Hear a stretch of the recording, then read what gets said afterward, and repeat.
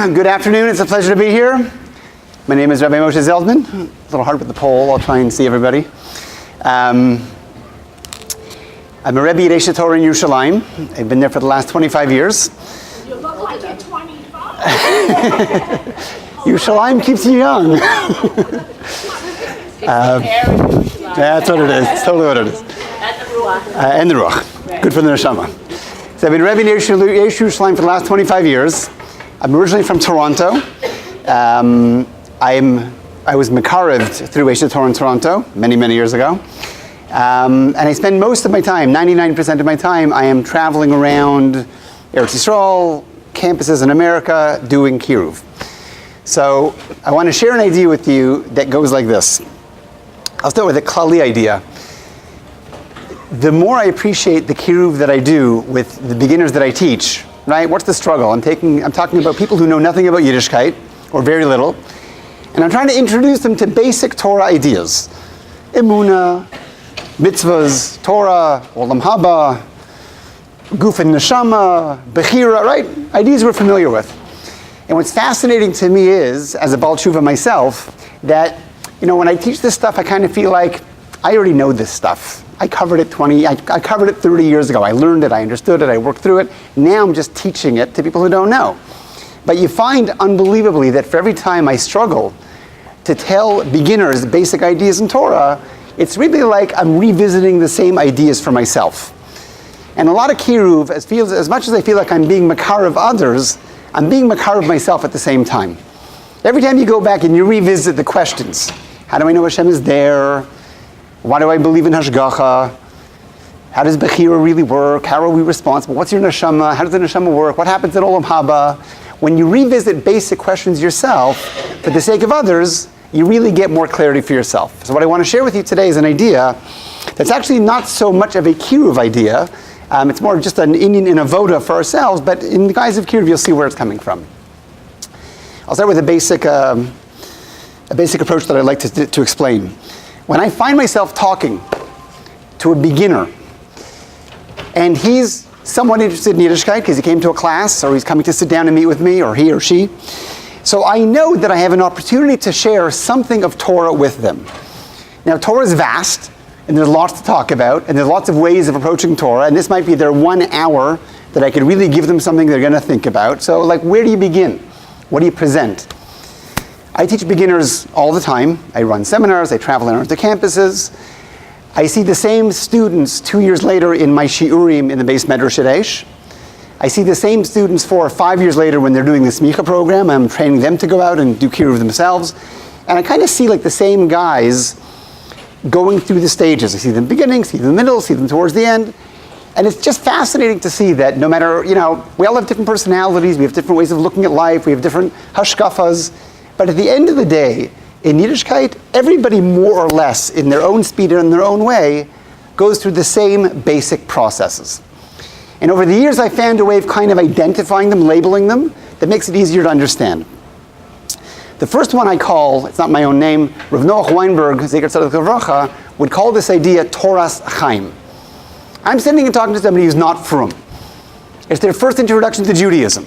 What do I want to teach them? That Torah, according to Chazal, is called Toras Chaim. What does Toras Chaim mean? We know Chaim means life. Toras Chaim means this is the Torah of life. But when Chazal called it Toras Chaim, we have to stop for a second and ask, what does the word Torah, if Chaim means life, what does the word Torah itself actually mean in English? How do you translate the word Torah into English? Anybody know how you say Torah? Hora'ah? Morah? What's Torah? Teachings. When Chazal describe Torah as Toras Chaim, what they're saying is Torah is teachings, instructions, guidelines for life. So it's a blueprint. It's a blueprint for life. You want to have a good marriage, you want to raise good kids, you want to have self-esteem, you want to know what the purpose of life is, you want to know what happiness is, you want to know how to understand yourself, you want to know how to build a good society. All the questions that we have, you know where the answer is? It's Torah. It's not just a book of rules. It's not just a bunch of ancient stories, it's guidelines on how to get the most out of life. Now that's a chiddush for somebody.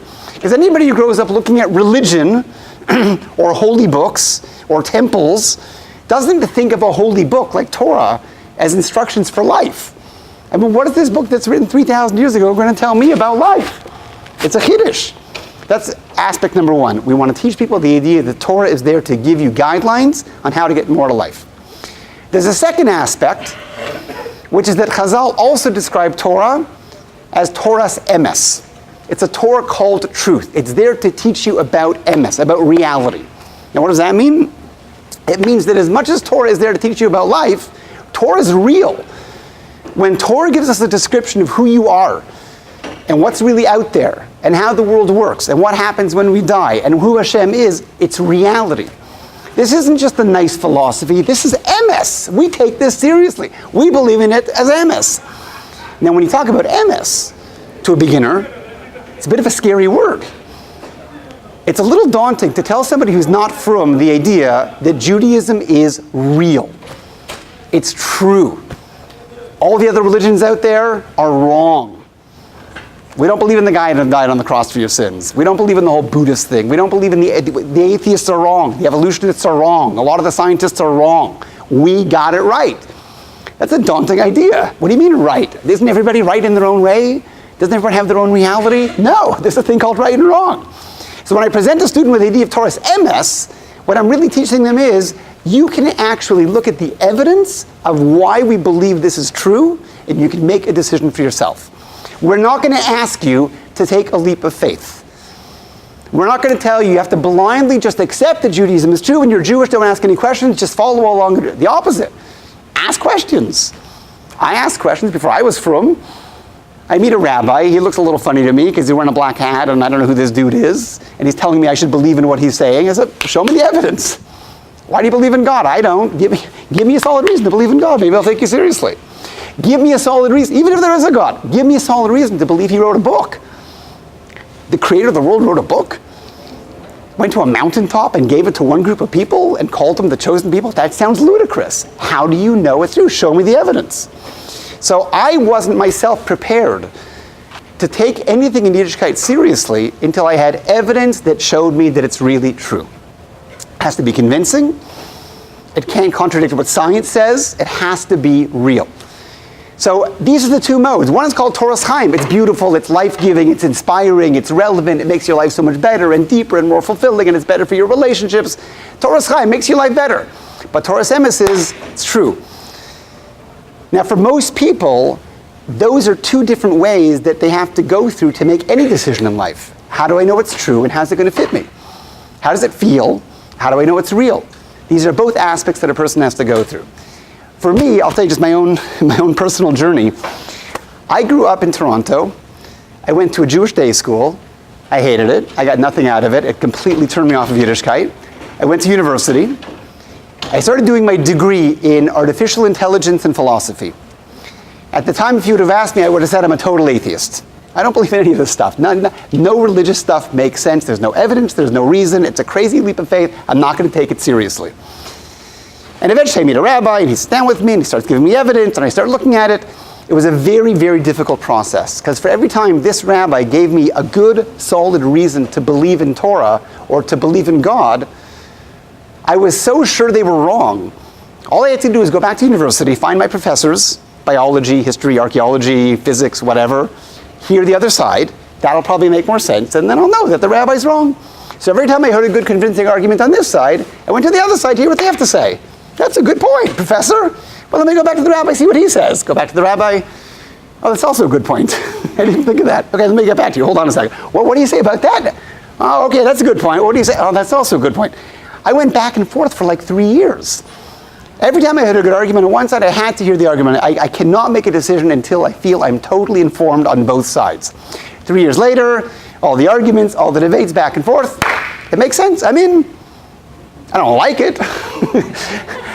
I'm kind of happy just living the free life, but hey, if it's true, it's true. I don't have a choice, right? So from that day, I decided I have to take Torah seriously. Not because I like it, not because it looks like fun, not because the people I know doing it like doing it either, but Nebuch, I'm Jewish, it's true, I'm stuck. Start putting on tefillin every day, start keeping kosher. My parents think I'm crazy. They're giving me all kinds of hassles. I start keeping Shabbos. I'm doing it. I don't like it. I'm not enjoying it, but I'm doing it. I'm davening 3 times a day. I don't know what I'm saying. I don't know why I'm saying it. I don't know why God needs to hear it, but okay. Mitzvah called tefillah, I'll daven. I lived that way for a year. 1 year of being pretty much fully observant and not enjoying a minute of it. I didn't like Shabbos, I didn't like kashrus, I didn't like benching, I didn't like brachos, I didn't like tefillah, I didn't like tefillin, I didn't like shomer negiah, I didn't like anything. I didn't like a thing, it's just okay. My friends who were still secular looked at me like, why are you driving yourself crazy? Come on, we're partying, we're having fun, just join us, take it easy, just relax, enjoy life. I said, you can't. You gotta understand, like if this is MS, if this is real, you gotta, it's like, I said, it's like you think you're feeling fine and you go to the doctor for a routine test and he tells you that you're sick. I said, but doctor, I feel fine. Too bad, you're sick. No more cholesterol, no more salt, no more sugar, no more this, no more that. Take a bunch of pills. I don't care if they taste good. It's true, you're sick, you gotta take the pills. So I took this pill called Judaism. And it was a pretty bitter pill, but hey, I don't wanna be sick, gotta take it seriously. I lived that way for a year. At that point, finally one day, I go to a rabbi's house for Shabbos. He looks at me, I say to him, I've been frum for about a year now. This is really hard. I don't know how long I can last. It's like so hard. Every tefillah and every bracha and so much to do and it's such a hassle and I don't. He says, I want to ask you one question, Moshe. One question.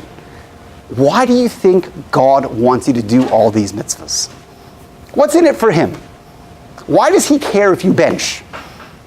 He's God, he's infinite, he's all powerful, he's beyond everything. Does he need you to thank him? Does he need you to keep kosher? Does he need your tefillin? Why is he making you do all this? I said, I don't know. Whatever. He's God. He's the boss. I don't ask these questions. He knows what he's talking about. He says, do it, you do it. He says, you got to ask this question, Moshe. If Hashem is infinite, if Hashem is all powerful, if Hashem needs nothing, and Hashem created you and gave you a book of instructions, what's he giving them to you for? What are they there for? I said, I don't know. He says, they're not there for him. They're there for you. The whole tachlis of Hashem giving you a Torah is to make your life deeper, make your life better, make you more fulfilled, more connected, more in touch, more aware, more inspired, more of an understanding of who you are, what the world is all about, how to get along with people better. The whole Torah is there to make your life better. I said, well, I certainly don't see that. I'm not getting that, I'm not feeling that. So at that point I realized I had to relearn all of Yiddishkeit again. It's not just do it because it's true. There's a way to keep Shabbos in a way that you actually enjoy the feeling that you're having a Mein Olam Haba.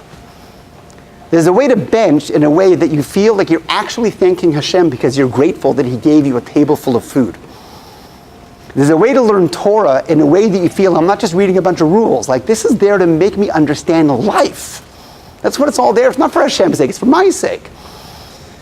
So at that point, I went through a complete turnaround. I became a Baal Tshuva basically in 2 stages. Stage number 1, it's true, I'm stuck, I gotta do it, Nebuch.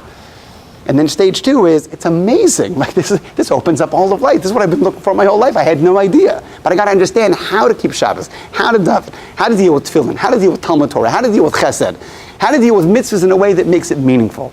It was a whole new limud for me. When I teach Torah to people now, beginners at Aish or wherever I travel, I realize it's the same 2-step process. It's like we said at the beginning. There's Torah Chaim, it's beautiful, and there's Torah Emes, it's true. And I used to always teach people first the side of Torah Emes, and then the side of Torah Chaim. First let me show you that it's true. First let me show you all the evidence. Let me prove to you that this is the way you're supposed to live, because God really exists, and here's all the proofs, and Hashem really gave a Torah, and here's how we know, and here's all the evidence. Let me show you that it's true. And then let me show you how good it is for you. But you know what?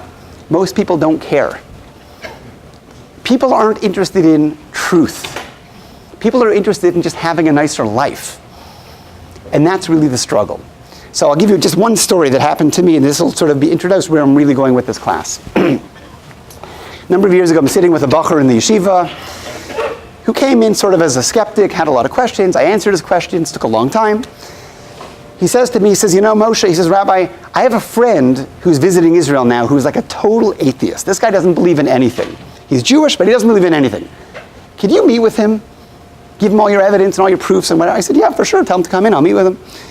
So the next day he says, you know what? I asked him. He doesn't want to come in. He says, it's a cult. They're going to brainwash me. I'm not interested in coming into Yeshiva Torah. I don't want to go to yeshiva. I'm not interested. I said, no problem. Tell him to come meet me for a coffee. I'll meet him in town for a coffee. We'll sit down. We'll schmooze for an hour. Now the guy's not interested, doesn't want to talk about anything. About a week later, I'm sitting in the base medrash, and some guy comes in, no kippah, earring in his ear, tattoos, comes in, taps me on the shoulder. He says, "Are you Rabbi Zeldman?" I said, "Yeah." He says, "My name is Josh. Sorry, my name is Scott. I'm a friend of Josh's." I said, "Oh, Josh was in my class. You're Scott, the one who I thought you didn't want to come to meet with me." He says, "Well, I changed my mind. I want to meet with you." I said, "Okay, fine. Let's make a time." That afternoon, we sat down. I sat down with him a couple hours. I say, "So what changed your mind? How come you decided to come in?" He says, "I'll tell you the truth, Rabbi. I really wasn't interested in coming here. But my friend Josh bet me $20 that I'd be too scared to come and meet with you for an hour. So here I am. It's a $20 bet." I said, "This will be interesting." So what do you want to talk about? He says, "Listen, I'm an atheist. I don't believe in God. I think it's a bunch of nonsense. I want to hear, I've heard you're an intelligent guy. I want to hear why you believe in God. Let me hear some reasons." I said, "No problem, but let me ask you something. Have you ever," my opening line is always, "Have you thought about it before? Have you considered it? Have you looked at any evidence? Have you read anything about it? Are you coming in as an educated consumer?" He says, "Yeah, I just finished doing my degree last summer at Cambridge in theology. I spent 4 years studying the question of God's existence. I've heard all the philosophers, the medieval philosophers, the classic philosophers, the Jewish philosophers, the Christian philosophers. I heard all the different philosophers. I'm convinced there's no God." I thought, whoa, I'm in trouble now. This guy's like a professional atheist. He spent 4 years studying every book there is. Like, what am I going to tell the guy he doesn't already know? So I said, let me ask you a question, Scott. In the years that you were there studying this whole question of God's existence, did you ever stop and ask yourself the question, how do you feel about the idea of there's a God or not? He says, "How do I feel about what do you mean? Who cares how you feel? This is philosophy. This is intellectual. This is a debate. You look at the evidence. You make a decision. Whatever how you feel about it." I said, "It makes a big difference because how you feel sometimes has a big effect on what you believe, right? So we call it negias. You have to know what you're coming in with. Do I want to believe? Do I not want to believe? Am I here to convince myself? Am I being honest? We know what that means." I said, "How do you feel about God?" He says, "I don't know. I never thought about it." I said, "You're making a big mistake. People make wrong decisions in life all the time, not for intellectual reasons, but for emotional reasons." I said, "I'll give you an example, Scott." I said, "I just happened to have finished reading a few months ago the biography of Albert Einstein." Okay? Famous scientist, Einstein. Story goes like this. Einstein in the early 1900s was one of the scientists dealing with a very, very difficult question in science. The big debate in science in the early 1900s was a question that went like this. The universe that we are living in, this whole universe, is it an expanding universe? Is it a contracting universe? Or is it a static universe? Not getting a bit smaller, is it a static universe? Most scientists in the world believed it was a static universe. It is what it is. It's not getting bigger, not getting smaller, static universe. 1920s comes along a famous scientist by the name of Hubble. Hubble invents this telescope. He looks around the world, measures all these galaxies, makes all these calculations. Hubble figures out that they were all wrong. Hubble comes together and brings evidence that the universe is actually expanding. He flies to Europe, goes to this big conference of physicists. He announces his findings. They give him a standing ovation. They were blown away. Wow, we were all wrong. The universe is actually expanding. Whole new reality. Everyone is fascinated. Einstein wasn't there. He was in Berlin. This conference was somewhere else. So a friend of Einstein sent him a letter with the report saying, Professor Einstein, look, there's this new evidence. The universe is expanding. It's amazing. It's a whole new reality. Hubble invented it, the telescope, the whole thing. So Einstein looks at the results. Einstein writes a letter back to his friend. And here's what he says. He says, regarding the report of the expanding universe, he says, "I find the idea of an expanding universe irritating." Einstein says he's irritated to hear that the universe is expanding. Are any of you irritated that the universe is expanding? Does it bother anybody here? It doesn't bother me. When Einstein, so I asked Scott, I said, "Scott, when Einstein says he's irritated that the universe is expanding, is that an intellectual reaction or is that an emotional reaction?" What would you say? Emotional. Clearly emotional, right? He's like bothered for some reason that it's expanding because it means he was wrong. He has to change his theories now. It means maybe it started somewhere once upon a time. Maybe there is a God after all. Einstein just didn't like the idea. He so didn't like the idea, he said it's got to be not true. There's a mistake somewhere. I just don't believe it.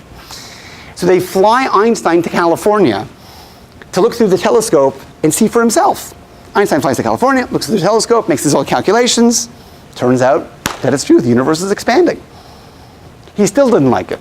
He says, there's something wrong with the telescope. There's got to be something wrong. So they take apart this massive telescope. It takes weeks. They take it apart. They polish all the lenses. They put it back together. They recalibrate it. They set it all up again. Einstein looks through it again. He makes the calculations again. It's still expanding. So Einstein says, there's a problem in the formulas. Let's redo the formulas. Maybe we'll measure it like this. We'll measure it like that. We'll put this factor over here. We'll put the equation over here. We'll try with the x over here and the y over there and this and that. He spends weeks and weeks and weeks on it. He plays around with the formulas and he ends up concluding, see, I made the universe not expand anymore. And he didn't believe it. He just didn't believe it. It was expanding. Over the next few years, every scientist in the world came to the conclusion that the universe is expanding. He was one of the only ones that didn't accept it. At the end of his life, the evidence was so strong and so obvious, Einstein finally conceded. I was wrong. I should have admitted it years ago. Einstein's final quote on the subject was, he says, the fact that I didn't accept the evidence 15 years ago was the biggest mistake of my scientific career. I was just in denial for 15 years. I just didn't want to believe it. So I'm sitting with Scott in the basement and say, Scott, Einstein's not an idiot. He's a smart guy. He so doesn't want to see it. He's just not going to see it. You really want to convince yourself of something, you can convince yourself of anything you want to. So I say, so Scott, you got to think about it. When you say you don't believe in God, because you heard all this evidence, and you went through all these debates and all these classes and all these books, how do you know it's an intellectual reaction and not an emotional reaction? So I'm talking to Scott back and forth. He looks at his watch and he says, Rabbi, it's been nice talking to you. I got to run. Bye. The hour was up. He gets up and he leaves. And I thought, oh man, I never even got around to giving the evidence. We were just talking about Einstein and psychology and Nagias and how we make decisions. I never even got a chance to share my ideas with him. Anyway, he got up and he left. I come to the yeshiva the next day, 10 o'clock in the morning. I walk into the base medrash. There's Scott, sitting there waiting to talk to me again. I say, Scott, what are you doing back in the yeshiva? It's not a $20 bet. What are you doing here? He says, Rabbi, I'll tell you something. Last night when I left, you left me with the question, how do I feel about God? He says, I went back to the hotel where I'm staying, and you know what? I couldn't sleep the whole night. I was tossing and turning. I was reviewing in my mind all those lectures and all the debates in class and all the research and all the dialogues and all the sides and all the opinions. You know what I realized? He says, I realized I really don't like the idea that there's some big guy up in the sky looking down at me. It's kind of scary sounding. There's somebody up in the sky watching me, taking notes. He has expectations of me. He's going to get me one day if I don't listen to him. That's scary. He says, the more I realized how much I don't like the idea that there's a God, the more I realized that I spent my 4 years at Cambridge just trying to convince myself that he's not really there. And when I really sit back and I think about it, he says, I spent all night thinking about it. At the end of the night, you know what I realized? I really think God exists. I don't like it, but I really think God exists. Scott goes overnight from being an atheist to being a believer. Not because I gave him evidence, not because I proved anything to him. I said, listen, you got to listen to yourself. Where are you coming from? Why are you deciding this? Is this intellectual? Is it emotional? Where are you really coming from? He's today sitting and learning in Kollel 5 years later, married. His whole life turned around in one night. Not because I gave him evidence, not because I proved anything. Because I said, you got to go inside yourself, and that's where you're going to find the answer. You give all the evidence and all the proofs and all the debates and all. You got to go inside yourself to start to find answers. Now, Rav Noach Weinberg Zatzal used this principle of going inside yourself as the basis of all of Kiruv. I'll tell you why. Because one of Rav Noach's favorite stories is a Gemara, a very familiar Gemara in Nida, that says, before we're born, when we are conceived in our mother's wombs, as we're growing there for those 9 months, Hashem sends a malach, Hashem sends an angel down into the womb, and for 9 months the malach is teaching us Torah. What does it mean it's teaching us Torah? Teaching us everything we need to know about life. Who we are, who Hashem is, what life is about, what the purpose of. For 9 months you learn everything. You know everything. By the time you're born, you come out, you know everything you need to know about yourself, your potential, your purpose, what's good, what's bad, what the world's really all about, what Hashem is really all about. You know everything you need to know. You come out, the malach hits you on the mouth, you forget it all. And now life is the process of going back to recall the information. It's in you. You forgot it, but it was there. Consciously, you don't remember it anymore. It's kind of blank. You don't really, but it's in there. You can find it. So finding emes is not about looking on a bookshelf as much as it is starting to look inside yourself, right? When you hear an idea of any kind, somebody presents an idea, you might not know it, but what you're really doing is you're going inside yourself and saying, does that feel right? Does that seem true? Does that resonate with me? And what it's really doing is it's registering the idea that came from the outside and seeing if it sounds familiar with what the neshama, with what the malach taught you as a neshama before you're born. That's a principle. So I know when I'm doing kiruv, and I'm trying to convince people, and I'm trying to show people, and I'm trying to present ideas to people, I'm not talking to their brains. I mean, I'm talking to them. I'm talking to their neshamas. Kiruv is not a sales job of let me convince you to buy this pair of shoes that you really don't need or want. Kiruv is not let me get you to sign up to this club because I want to make money on sales and I know you don't even need it, but I'm going to convince you to do it anyway. I'm talking to a person's neshama. Jews are ma'aminim b'nei ma'aminim. They know it's true deep down. And that's why they're fighting so much. That's why they're so rebellious, because they know it's right. They know they should take it, and that's why they don't want it, because they're scared of it. But they know it's true. When I know I'm talking to a room full of neshamas that are skeptical, rather than a room full of intellects that are skeptical, it's a whole different ballgame. That's a principle of Kiruv that applies to everything I teach, everything I learned from Rav Noach.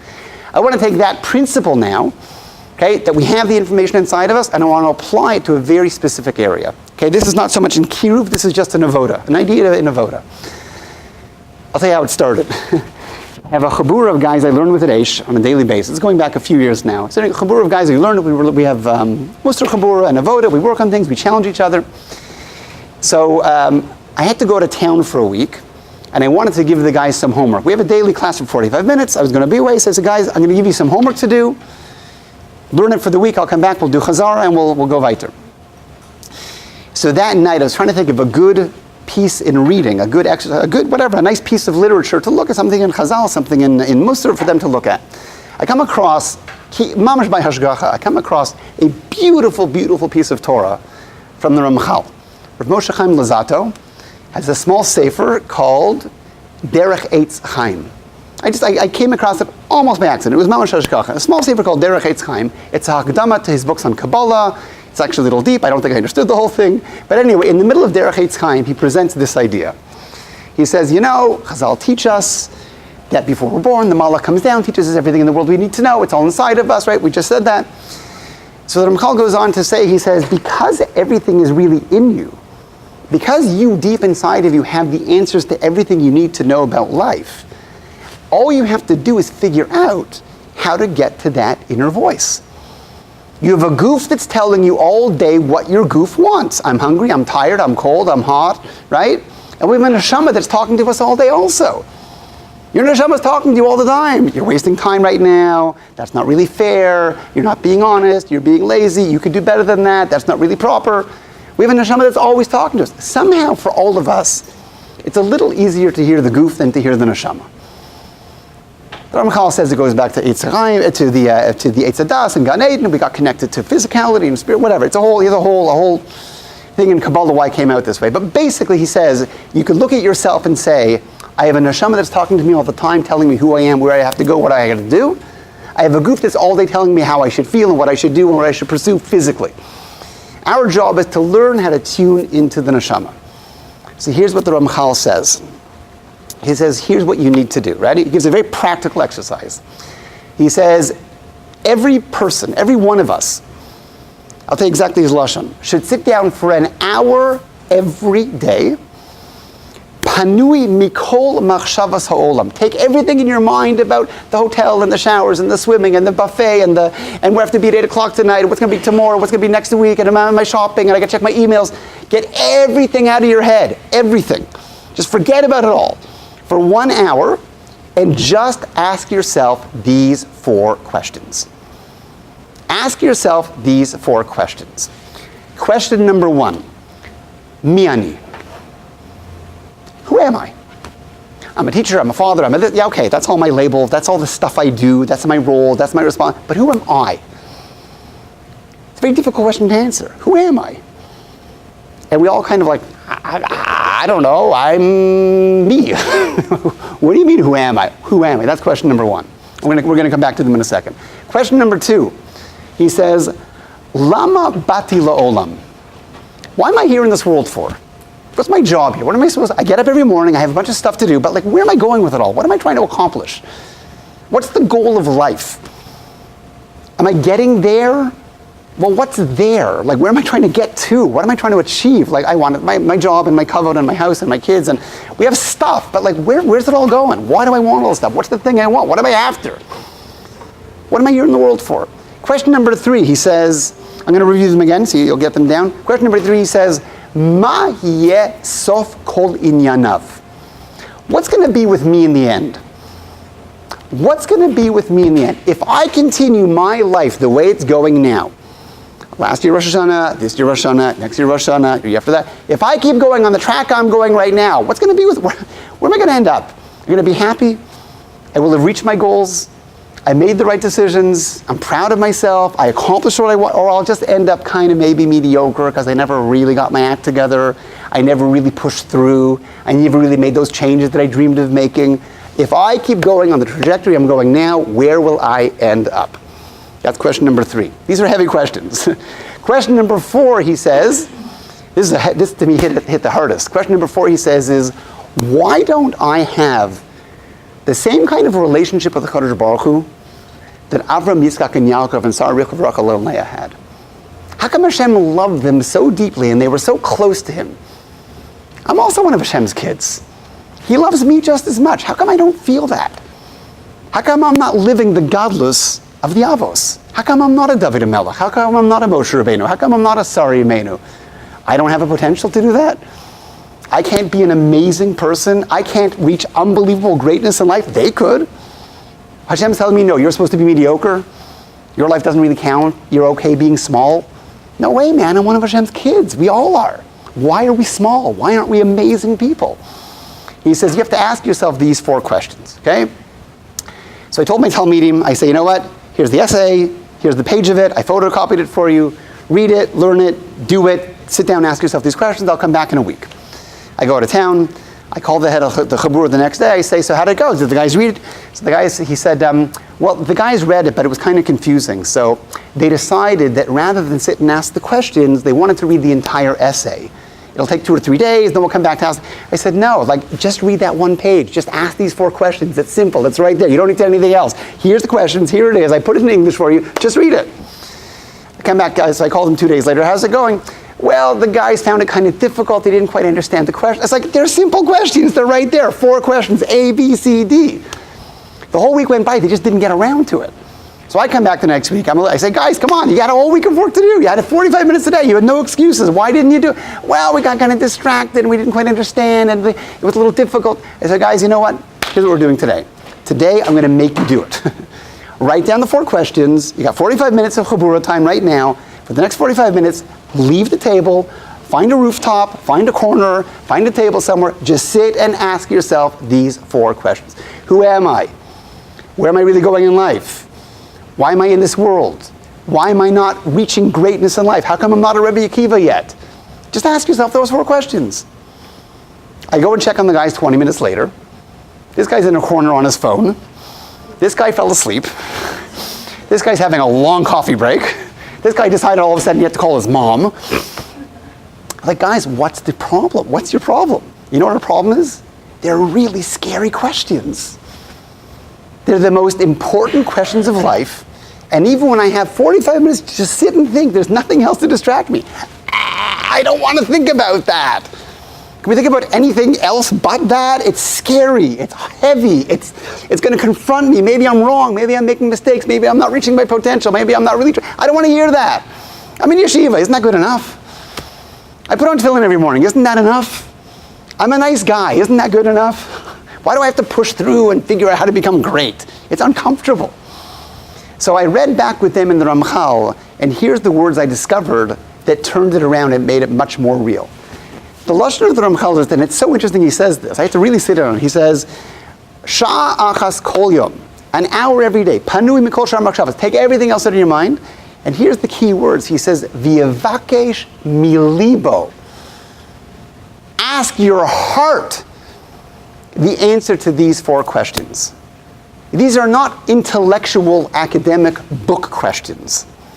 When you are faced with the question, who am I really? Where am I really going in life? What's holding me back from being great? You know the answer to every one of these questions. The Ramchal doesn't answer them in the back of the book. There's no page of questions that have Q&A at the end, because you know the answers. Yivakesh mi libo. He doesn't say ask a Rav. He doesn't say go to a therapist. He doesn't say intellectually analyze 5 different shitas and figure out. No, just ask your heart the answer to the questions. Because your neshama was taught every one of these already. The malach taught you for 9 months everything you need to know. And what we need to do is sit down and just go into it and say, okay, maybe I've never quite done this, and I know for myself it was hard, to sit down and say, basically to ask your heart the question, what's my problem? Why am I not great? What do I really want? Am I happy? Could I be happier? Am I taking myself seriously? Do I know what I'm living for? Right? These are heavy, heavy questions, but you have all the answers inside of you. And what happens is, and I only know this from experience, and it's a heavy experience. The Ramchal says do it for an hour. I can't do it for more than 15 minutes at a time. My brain starts to explode. I'm not that big yet to do more than 15 minutes at a time. But I can now do for 15 minutes, sitting down. You know what happens? You ask yourself any one of these questions. Where am I going in life? What are my goals? Am I reaching them? Am I happy? Am I really happy? Am I fooling myself that I'm happy? Do I know what I want? Do I know why I want it? How come I'm not great yet? What's holding me back from greatness? When you ask your heart the questions and you listen really carefully, you start to hear answers. You start to hear answers coming from within you. And sometimes those answers start to sound a little familiar, yeah, I know I'm blowing it. I know I'm not taking things seriously enough. I know I could do so much more. I know I'm not happy because I'm not doing X or Y or Z. I know I'm holding my own self back from being an amazing parent or an amazing Talmid or an amazing Rav or an amazing whatever or just an amazing Eved Hashem. I know there's things holding me back, but I just don't want to hear it. We spend so much of our time out there. News, media, email, stuff, kids, family, finances, stuff, schedules and appointments and stuff. When do we ever take time to just go inside ourselves? See what's in there. What's my heart telling me? What's inside of me? What do I need to know? And then Ramchal ends the piece by saying this. He says, if you do this exercise, these are his words. He says, if you do this every day, it becomes very, very easy to become a tzaddik. Very, very easy. And if you don't do this, if you're never really in touch with yourself, no matter how much Torah you know, no matter how much chesed you do, no matter how many mitzvahs you accomplish, it's all just kind of external. It's good. It's schar b'olam haba. It's a relationship with Hashem. It's beautiful. But it could be so much deeper. He says if you do it for every day for an hour, and again, I can't handle an hour. I'm a bit of a baby. I can handle 15 minutes. You do this every day, it becomes very, very easy, he says, to reach shlemus, to be a tzaddik. You don't do this, it becomes very, very hard to reach shlemus and to be a tzaddik. So all we need to do is find a way to take that time and ask ourselves, and I'm going to review the questions for you now, okay? I'll tell you the 4 questions again. Think about them or write them down if you want, or they'll be available on Torah anytime. Review these 4 questions, and I'm definitely going to end class early, and I'm going to ask you to do me a favor before going back and running for the next muffin or whatever stuff they have out there. If you've never done this before, you're going to find it scary, I'm warning you. But to actually take 5 minutes on your own, find a corner somewhere, or just stay in the room, or go down the hallway, or whatever, or lock yourself in an elevator. Take 5 minutes with yourself. With yourself. Just be with yourself. Be with your neshama that has all the answers. Your neshama is the biggest therapist, the biggest guru, the biggest rav, the biggest posek you know. Because it's you, it's not the books. It's you, it's your life, it's your potential, it's your habits, it's your Yetzer Hara, it's your Yetzer Tov, it's you. Only you can know it. Nobody else can know it the way you can know it. So take the 4 questions, ask them, take 5 minutes for yourself, and see what it does for you. Ready for the 4 questions again? Okay, question number 1, and they're hard questions. Don't go to your head, go to your heart. Number 1, who am I? Who the heck am I? How do I define myself? Who am I really? Question number 2, what am I doing in this world?